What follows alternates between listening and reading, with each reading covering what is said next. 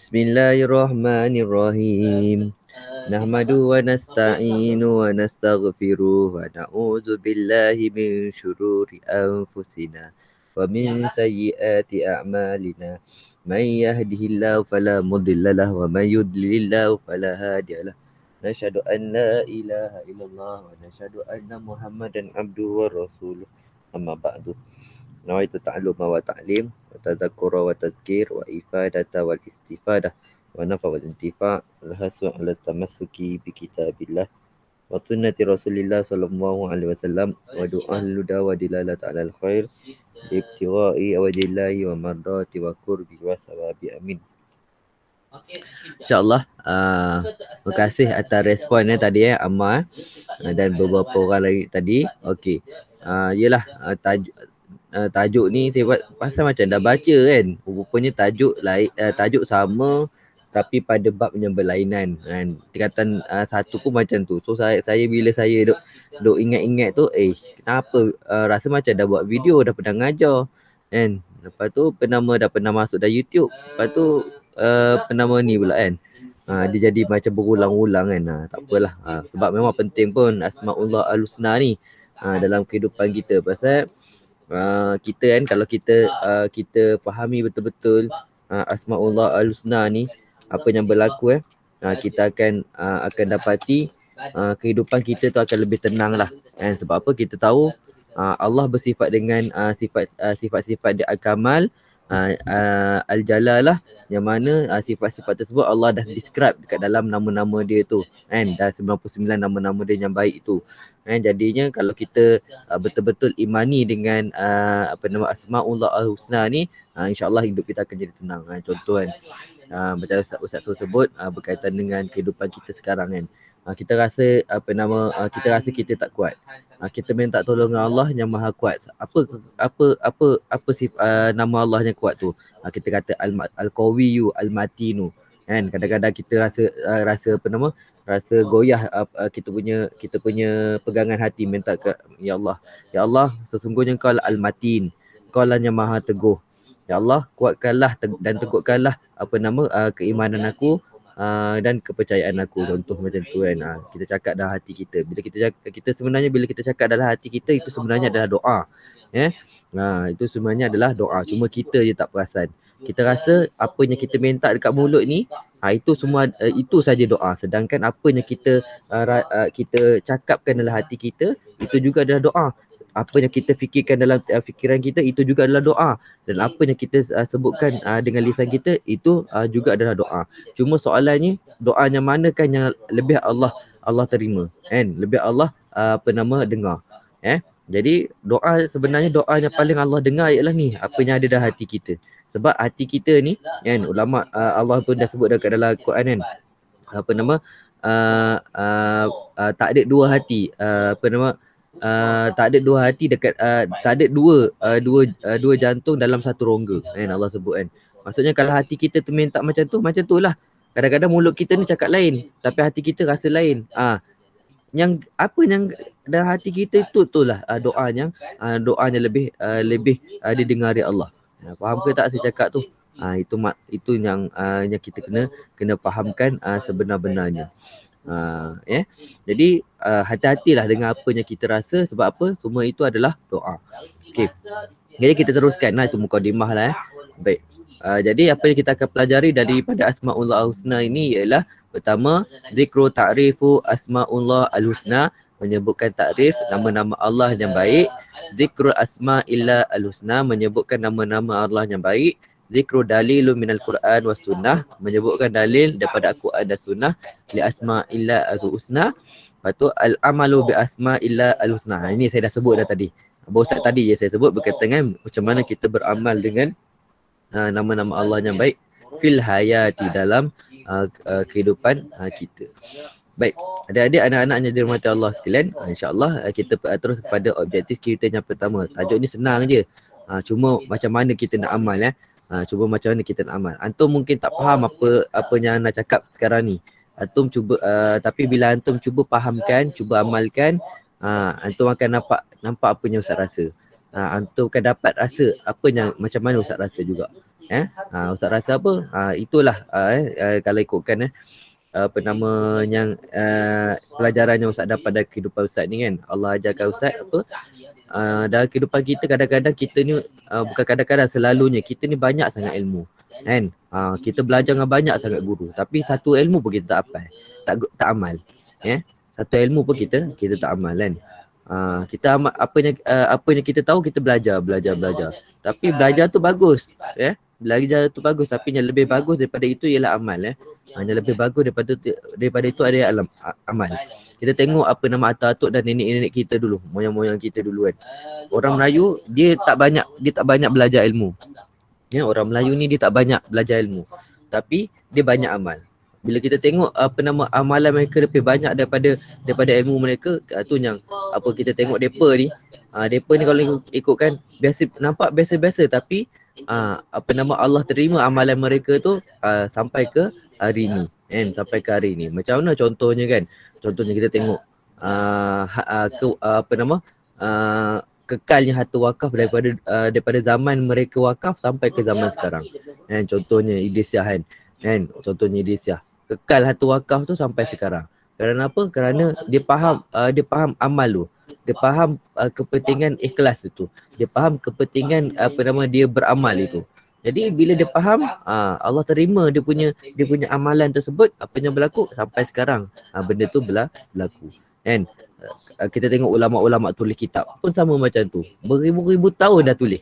Kan? Beratus-ratus tahun, beribu-ribu tahun dah tulis. Orang guna sampai sekarang. Kan? Kita, ustaz tulis buku. Orang 2-3 tahun je orang guna, lepas tu orang dah tak guna dah. Kan? Buang-buang je. Kan? Buang-buang je, tak rasa apa-apa pun.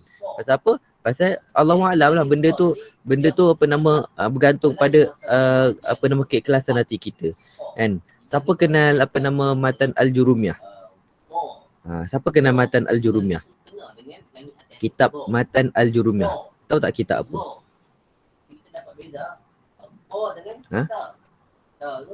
Siapa tahu Matan Al-Jurumiyah ni kitab cerita pasal apa? Tak, Ana tak tahu. Okey. Terima kasih Darwish. Amar tahu tak Amar? Tak tahu saya. Okey.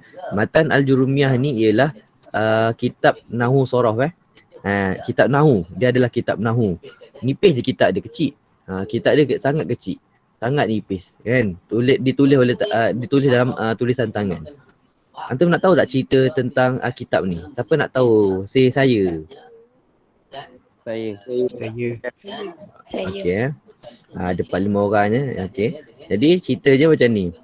Jadi suatu hari ulamanya namanya Al-Jurumi ni kan. Imam Al-Jurumi ni Jurumi ni dia ni satu daerah dekat Yaman. Satu daerah dekat Yaman. Padang pasir, banyak batu kan. Banyak batu. Tapi ada sungai lah. Kan? Ada banyak bukit bukau, banyak gunung ganang, gunung batu, lepas tu ada sungai. Nak jadi cerita, zaman Sayyidina Ali zaman Sayyidina Ali. Jadi zaman tu manusia dah lupa cara bercakap dengan betul kan. Cakap pun lintang pukang, dah tak ada bahasa Arab kan. Macam kita lah kan. Semua benda nak ujungnya nak matikan. Sepatutnya kita hidupkan. Contoh ta'rifu asma'illah kan. Baca ta'rifu lepas tu asma'i. Kita baca ta'rifu asma Allah al-husna. Kita baca macam tu je, mati semua. Sedangkan dia ada baris-baris dia. Nak katanya supaya bahasa kita tu betul kan. Ini orang Arab Orang Arab ni pada ketika itu bahasa dia dah rosak. Jadi Imam Sayyidina Ali radhiyallahu anhu diarahkan untuk ulama-ulama ni untuk tulis satu kitab untuk membetulkan bahasa orang Arab pada ketika itu. Antaranya yang menulis kitab pada ketika itu ialah Imam Al-Jurumi. Jadi nak ceritanya Imam Al-Jurumi ni dia tulis kitab tu di atas pelepah kulit tamar. Bukan pelepah, kulit pokok tamar tu diketuk, dijadikan kertas. Lepas tu dia tulis dengan dakwat tu lah. Dakwat hitam tu, dakwat yang kata kena air tu terus kembang kan. Nak ceritanya habis dia tulis, dia kata dia naik ke bukit, lepas tu dia kata dia kata, ya Allah, kalaulah kitab yang aku tulis ni, aku tulis semata-mata nak dapat redha Engkau, nak dapat kasih sayang Kau kau peliharalah dia sehingga pada masa yang kau kehendaki. Lalu dia baling kitab dia tu ke dalam ke dalam sungai. Tahu tak apa jadi kat kitab tu? Siapa tahu? Tak tahu. Okey, okey, terima kasih. Jadi nak jadi cerita, kitab tu masuklah kat dalam jatuh dalam sungai, lepas tu dia hanyut lah. Kan? Dia sebab dekat kayu kan, dia kulit kayu, jadi dia tak terus masuk ke dalam dalam sungai. Dia hanyut. Dia hanyut. Jadi nak jadi ceritanya nama semua apa dah tulis tu hanyut sampai ke hulu sungai. Sampai hulu sungai orang pegang. Yang pegang tu pula ada seorang ulama juga. Dekat seorang ulama. Tengok dia baca. Kitab ini sangat mudah, sangat ringan, memang betul-betul matan, memang mudah untuk orang baca. Lalu dia dekat ujung negeri. Ni dekat tengah-tengah negeri. Dia pergi pergi ke Al-Jurumi, nama daerah Jurumi. Dia tanya orang, siapakah nama orang ini? Pak. Lepas tu orang kata imam tu ada kat sana. Contoh kan, kata ya imam, dia bawa lah kitab dia tu balik. Ya imam, aku jumpa kitab engkau ni di dekat tengah-tengah sungai. Pak. Kan, dia bagi balik. Dia kata kitab tu kan. Nak jadi ceritanya, kitab tu walaupun ditulis dengan tulisan tangan, dihanyutkan ke sungai daripada tengah sampai ke hulu, kan? Kitab tu tak rosak. Tulisan kat dalam tu pun tak rosak, tak kembang walaupun sikit. Sampai orang boleh baca, sampai orang boleh tahu nama penulis kitab ni siapa. Kan? Nah, jadi ceritanya siapa yang selamatkan kitab tu?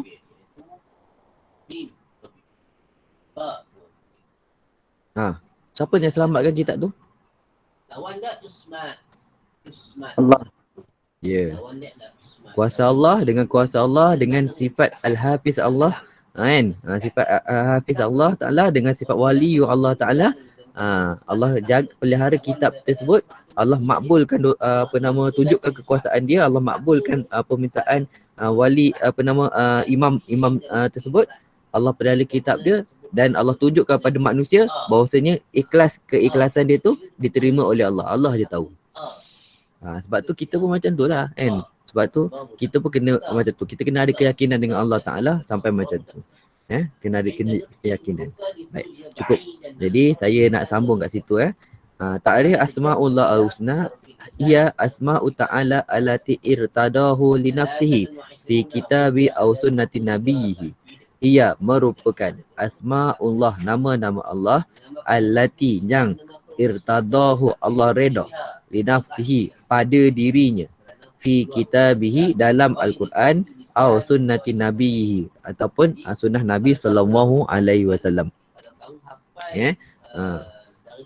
Lepas tu asmaullah al-husna wa qad warada kasirun. Banyak, sesungguhnya warada telah telah banyak disebutkan, kasirun telah banyak disebutkan, min hadzal asma, daripada nama-nama al-mutafarriqan yang terpecah-pecah, fil Quranil Karim, dalam Al-Quranil Karim, wal hadisus syarifi, dan hadis yang mulia. Ini poin yang pertama. Okey. Poin yang kedua, kama waradan nasu fil hadisi, telah disebutkan dalam hadis, disebutkan dalam nas hadis, ala adaduha, atas bilangannya, wa tis'atun wa tis'una, iaitu 9 campur 90. 99 lah. Okey. Ni poin yang kedua, waroda sampai tis'atun wa tis'una. Lepas tu poin yang ketiga, ikhtarra al-Hafiz Ibn Hajar hadzal adad mustanidan ila qaimatul Imam al-Tirmizi allati rawaha Abu Hurairah radhiyallahu anhu. Ini poin yang ketiga. Ikhtarra, telah memilih, Al-Hafiz Ibnu Hajar Al-Asqalani, Imam Ibnu Hajar Al-Asqalani, hadza adad, bilangan ini mustanidan, bersandarkan, ila qaimatun, kepada pendirian Al-Imamu At-Tirmizi, Imam At-Tirmizi, allati, yang rawaha, merawikannya hadis tentang nama Allah tu ada 99 oleh siapa? Abu Hurairah, daripada sahabat Abu Hurairah. Tu poin yang ketiga sampai sini. Iftara sampai Abu Hurairah. Okey. Poin yang keempat, syaraha, ambil daripada 1, 2, 3, 4. Baris yang keempat ni, tengok pada baris yang keempat, tengok. Syaraha kasirun, jumpa tak? Syaraha telah mensyarahkan. Poin yang keempat, syaraha kasirun minal ulama, telah mensyarahkan banyak daripada ulama, ma'aniha, makna-maknanya, mafhuman, secara mafhum. Contohnya apa? Az-Zujaj, Az-Zajaj, Imam Az-Zajaj, dalam kitab dia Tafsir Asma'ullah Al-Husna. Okey. Itu tulis nama Yang keempat ni, poin yang keempat ni panjang sikit poin dia. Tapi bolehlah antum susun-susun lah kan. Siapa dia? Nama Imam Az-Zujaj, tarikh meninggal 113. Nama kitab Tafsir Asma'ullah Al-Husna. Itu yang pertama. Lepas tu yang kedua, syarah yang kedua, Al-Ghazali, Imam Al-Ghazali mati tahun 505. Kitab dia Al-Maqsad Asna Syaraha Asma'ullah Al-Husna. Tu kitabnya kedua. Kitab yang ketiga, Ar-Razi, Imam Ar-Razi meninggal pada tahun 606 Hijrah. Nama kitab dia Syarah Asma'ullah Al-Husna. Tu yang ketiga. Yang keempat, Al-Qurtubi, Imam Al-Qurtubi meninggal 671 Hijrah. Kitab dia Al-Asna fi Syarhul Asma'ullah Al-Husna wa Sifati Al-Ulya. Ini empat imam yang diletakkan dalam kitab kita lah.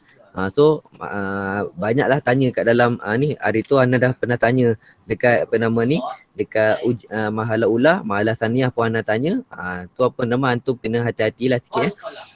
Okey. Seterusnya, inilah nama Allah yang baik ini, Asmaullah Husna ni yang 99 ya. Tengok As-Samad. Apa maksud As-Samad? Al-Qadir.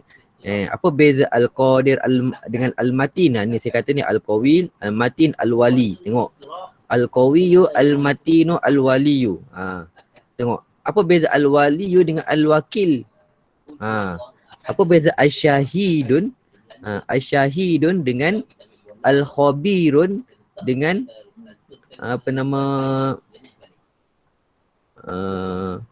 Kuwatul Iqrar, kekuatan yang bergerak, kekuatan yang melanjut. Sautul harfus sakin, huruf yang sukun, huruf sukun tak ada. Jadi dalam takrif ni, apa lagi atu lupa dah. Takrif ni dia sebut dah. Syarat dia kena huruf sukun. Harfus sakin. Itu contohlah. Dua kan. Apa beza pula dengan sifat Allahnya Al-Wahhab dengan Ar-Razak? Tak sama ke? Bukan ke sama? Itu contoh itu inilah Asmaullah Al-Husna. Kita tengok pula dalil tengok dalil kata Allah kata Allahu la ilaha illa huwa lahul asmaul husna. Surah Taha ayat 7, ayat 8. Jadi Allah kata Allah la ilaha illahu, tiadalah Tuhan melainkan dia. Dialah Allah, tiada Tuhan yang melainkan dia. Lahul asmaul husna, baginya nama-nama yang baik. Okey, ini dalil pertama.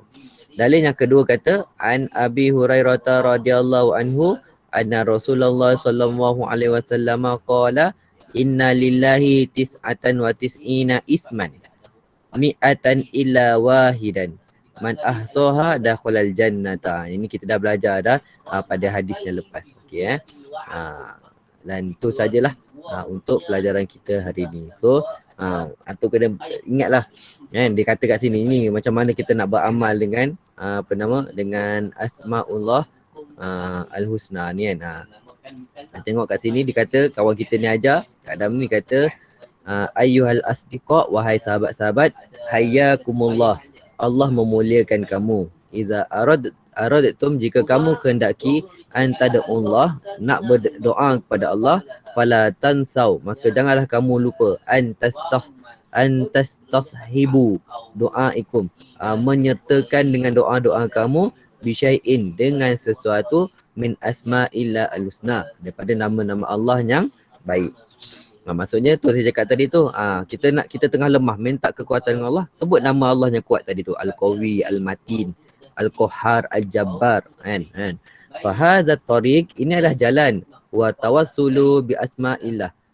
Cara kita bertawasul dengan Allah, bertawasul dengan nama Allah Subhanahu wa taala. Lepas tu apa lagi? Wa minha, dan sebahagiannya, ma yusamma bi ismillah, yang apa yang dinamakan dengan nama-nama Allah Al-A'zam. Nama lain daripada nama lain bagi Asmaullah Al-Husna ialah Asmaullah Al-A'zam. Kalau orang tanya apakah nama, kalau orang sebut Asmaullah Al-A'zam, kembali kepada 99 nama Allah. Itu yang besar dia. Faman da'a bihi, siapa-siapa yang berdoa dengannya, wa yusamma wa samma hajati, dan sebutkan hajat-hajatnya, nala matlubuhu, nescaya dia akan dapat apa yang dia tuntut, biiznillah, dengan izin Allah. Wa khasu ba'daha, dan menkhaskan sebahagiannya, bi'azamiyah, dengan keagungan, imma li syarfi maknahu, sama ada dengan kemuliaan maknanya, au ma yadullu alaihi, atau apa-apa yang menunjukkan atas maknanya. Wa li amrin istasarallahu bi ilmi, dan dengan urusan apa yang Allah kehendaki untuk dengan ilmu Allah Taala. Ini sebut ini sikut dia sebut itulah cara kita nak beramal. Antara cara kita nak beramal dengan asmaullah al-husna ni adalah dengan berdoa dengan menggunakan nama-nama Allah. Contoh kita kata, ya Allah ya Alim, Kau Allah yang Maha bijaksana. Aku mohon pada Engkau ya Allah, Kau jadikanlah aku bijaksana. Jadikanlah aku pelajar yang bijak, yang cerdik, yang pandai. Mudahkanlah aku untuk belajar, untuk ingat apa yang aku belajar. Itu contoh lah kan. Itu contoh. Okey, alhamdulillah. Jadi saya rasa cukup sampai situ. Perjumpaan kita pada hari ini. Moga-moga Allah berikan taufik dan hidayah dia kepada kita untuk kita sentiasa ingat pada dia dan